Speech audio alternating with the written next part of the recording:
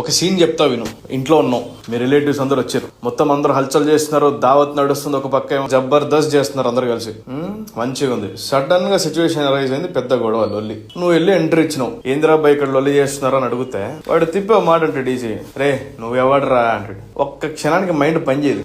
నేనేమంటా, నీ గురించి వాడికి అంచనా వేయాలంటే భయం రావాలా. నీ పేరు మాత్రం చాలు ఒక ప్రాబ్లం సాల్వ్ అవ్వడానికంటే. ఊహించుకో ఆ సక్సెస్ ఎట్లుంటుందో. చెప్పడం ఎంతకాలం, చెప్తానా పోతే ఏముంది కిక్కు.